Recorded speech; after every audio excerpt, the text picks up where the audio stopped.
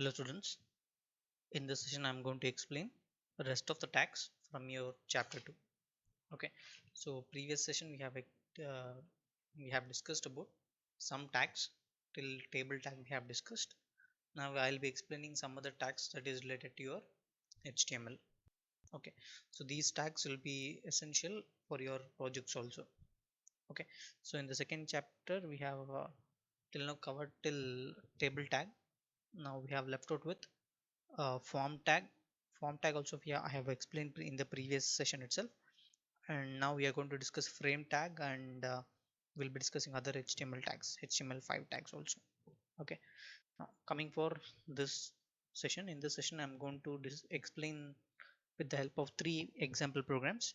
So with this example of three example programs, I'm going to explain some of the tags. Okay, first coming for, so the things that we already know: HTML tag, header tag, body tag.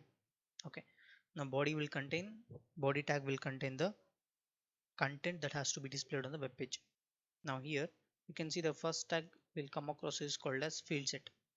Field set is whenever you want to group, whenever you want to make any group of any set of web pages or any set of document tags, whenever you want to group some tags together, then we'll be using this tag called as field set. And under that we'll be using a tag called as legend, which will be used to specify the name of that particular group or that particular group of tags. Okay, so the program name is program 3, so just I'll execute that program. So if you observe, we have a group here, we have made a group box here, or a group or field set. Its name is student details. It contains name, register number, as well as male and female. Okay, so similarly you can see the same thing in your coding. We have created name, res number, both are input and type is text. This will be displayed on the web page, and the text box next to it will be displayed by using this tag, by using input tag. And when I mention type equals to text, we are going to display text box. Similarly we have res number, and whenever you want to display any radio button, I'll be using this type name as radio. So when I mentioned the type name as radio, you can see we have written this, we have this radio button that has to be, that can be added, okay, by using this tag called as a radio tag. Okay, and next coming back to the second frame, we have a drop down list. So you have something like BCom, BCA, BAC, and BBA. So this is a drop down box. Whenever you want to add a drop down box onto your web page, we'll be using a tag called as select tag. Select tag, under that I have given the name of the select tag as course, and these are the options that you should display under the tag, which is BCom, BCA, BAC, and BBA. This has to be displayed, so that is what it is being displayed here. Whenever drop down, I can see all these values like BCom, BBA, BAC, and BBA. So these things will be displayed based on whatever options you have mentioned. So that you're going to use a tag called as option tag. This option tag will always be in between, or in between opening and closing of select tag. In between opening and closing of select tag, we are going to have this option tag. Okay, now next coming for the next type of input type or input tag that we have is called as button. So button, we have already discussed one type of uh, like say submit button, that is used to whenever it is submitted, it is going to perform, or it is going to execute the content that you specify in form action tag. Okay, so I have not mentioned any action here. So this we have seen in the previous example also. Whenever I mention anything like action equal to, if I write anything, so when the type is given as submit, and whatever content that is present in this form will be submitted to the action page. Wherever you mention the action page, whichever action form or uh, file that you're going to mention, that for that file the data will be sent. Now similarly, we have one more type called as button. Button is whenever you want to perform any actions, like we have mentioned one action like on click. Similarly, we have many other options. You can just type something like on click. Whenever you type something like on, you can see something you have on change, and you have on double click, on drag, on dragged, on drag enter, drag exit. We have many other functions or actions. So whenever this button has clicked, on click of this button, what you should do, that we are going to write here, on click alert. Alert is just like a message box, alert hello.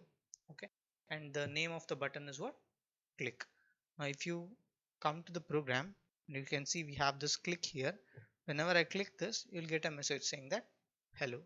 Okay, so like this, if you want something to be done, some calculations has to be done, or some values has to be considered, in that case we are going to use these type of actions. Okay, so these are some of the other tags that we have, which are like um,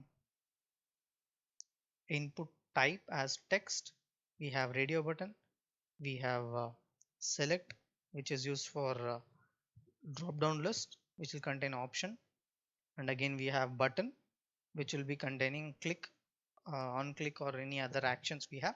Based on that, we can perform the some events. Similarly, um, we have field set, which are used to group the tags together or elements together. We'll be using field set. Okay, this is about the first part or first set of programs, programming tags that we can use. Next, coming for second program. In second program, we are going to discuss something called as frame set. What is frame is, if you consider a whole window, or if this is the web page I have, all the content is displayed in a single, this content displayed in the web page is nothing but in a single frame, in a single window. We are going to display student details as well as course details. Suppose if I want to divide this window, whatever window you are going to see, if I want to divide this window into two sections, in that case we are going to use this method called as frame set.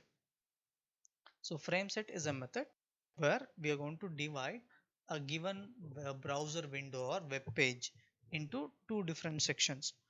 To divide that, we'll be using frame set. Under that, I have mentioned something like 200 and asterisk, which will be representing usually the number of pixels. If you want in terms of percentage, then also you can use that percentage also, like 20% and 80%. That is according to your program requirement, you can change. Now you have written something like columns here, in the sense I'm going to divide the window in terms of columns. Okay, now let me execute this program. Say it is program 4. That is, I'll mention the program name as program 4.html. Okay, so once I execute program 4.html, you can observe this window is having two frames. So this is left frame and this is right frame. In the left frame I have login form, in the right frame I have the student details and course details. Now whenever you want to divide a window or any given web page into two different subframes, in that case we'll be using this frame set or frame set tag. Now for this, what you can do is, if you observe this program, we have written frame set and we have divided into 200 comma hashtag. So I can, if I want to divide it in terms of rows, then I can remove this and I can write rows. Whenever I mention rows and rows, after mentioning rows, I'll save it. And if I try to execute now, you can see the frame or the window is divided into two rows. First row will contain login form, second row will contain the other HTML page. Okay, so for this we are going to have three programs. One program is your form, program 4, where you'll have this complete code where you're going to create the frames. Now second form is, or second program is, we'll consider it as program 2.html. This program 2 will be displayed as the first frame. So first frame is nothing but what, it will be dividing in, it will be present in the 200 pixels, or first 200 pixels. I'm going to have this first form, where you can see we have written the frame tag, which represent the first frame, and first frame's name, first frame source. What is the location of the program, where it is located? That source is some desktop, and I have mentioned the program name as program2.html. Similarly, second frame is, its name is main, and the source of that second program is some desktop dot program3.html. Okay, so this is nothing but we are going to have three programs. One is program2.html, other one is program3.html, and the current program what you are using is program4. So we're going to have three programs, where in one program I'm going to have this frames, in which I'll have both left side. In left side of the frame I'm going to have program2. In the right side of the frame I'm going to have program3 when I mention columns. So if I mention columns, in that case I'm going to have frame like this, where you can see we have left frame as well as right frame. In the left side I have program2, in the right side we have program3. Okay, so like that you can create, whenever you are creating any web page, you can design something like this by using these frames. Okay, so these frames will have several properties, like you can set the width, you can set the frame border, you can do so those basic things while creating a frame set. Okay, so these are about your what is frame and how to create a frame set. This is one of the important topic where you need to understand this tag, what is frame set, what is frame tag. Okay, and we have some attributes or sub properties that that you need to go through. What is frame and what are the sub properties of the frame, that has to be understood. Some of the examples are like source, setting the border of the frame, name of the frame, and we have discussed the properties like column, row. Those are the attributes of the frame. Other than that, we also have some other set of attributes of the frames, like for example margin, scroll, and frame border, frame spacing. So all those things are the set of frame set attributes. Okay, now coming back to the next topic. So we'll be discussing other set of important say input tags. Okay, so input tags we have us. So these tags what I'm mentioning, this will be used only in HTML5. In the sense, now all the browsers are that is updated browsers, whichever updated browsers you have, like Windows 10 or other higher versions of Windows, will support HTML5. So other older version of softwares will not support HTML5. There you cannot see all these kind of you cannot execute all these kind of HTML tags there. Okay, now here in this program you can see we have mentioned some input type as date, search, color, number, range, and we have mentioned email. So first input type is date. So whenever you want to take input of a date, in that case I can use a text box, or I can use a calendar like this. If you want to display a calendar like this, in that case I can use the type as date. Okay, and suppose you want to display some search engine, Google search engine, in that case you can write something like this. Okay, whenever you want to connect your program to Google or something like that, in that case you can write this particular text box or type as search, so that you can connect to the Google search. And again, next you are using type as color, so that you can see whenever you want to change any color or something, in that case I can use this particular value. Okay, or type as color. Next tag is like we are using called as number. Okay, so for this number tag we can set minimum as well as maximum. For example, if you have any values that has minimum value and maximum value, in that case I can use these kind of values. say for example cost of any product, something like that. If you want to mention any available products and its size, that case I can use these things. Like it, you can also observe here minimum is 2, maximum as I mentioned as 10. So it has reached 10. It cannot take more than that value. It will be, the value will be between minimum and maximum. Okay. And next is whenever I mention the input type as range. Whenever I mention input type as range, I'll get some value like this. Okay, so you can see something like this. These kind of input type can be implemented whenever you are using the type as range. And lastly, whenever you want to give any email, so whenever you want to check whether it is email or not, in that case we can use type as email, so that the browser will automatically check whether the given content is email or not.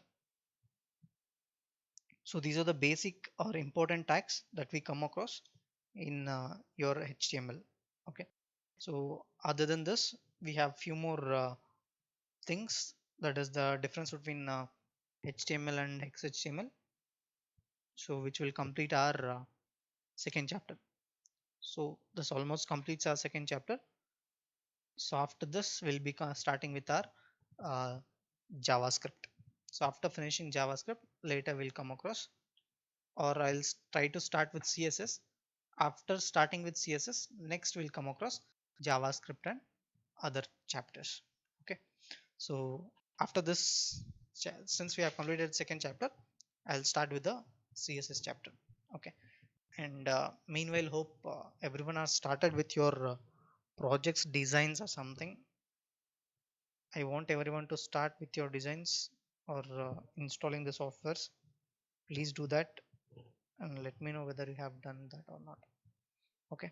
Uh, thank you. So we'll stop this session here. So this completes your second chapter, and the notes regarding this chapter will be, I'll be sending the complete notes once I complete CSS also. Okay. Thank you.